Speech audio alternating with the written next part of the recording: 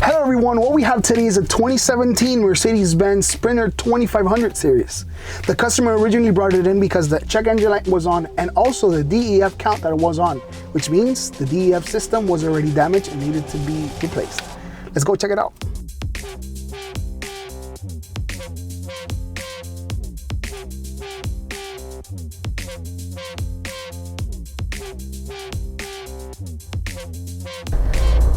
Fun fact about these cars is that the DEF countdown is a regulatory measure in these vehicles that was actually implemented by the EPA to limit the amount of emissions.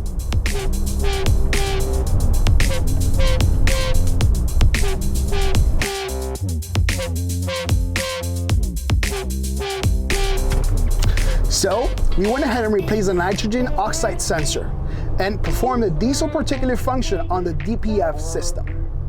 Thank you for watching. Stay tuned for more videos.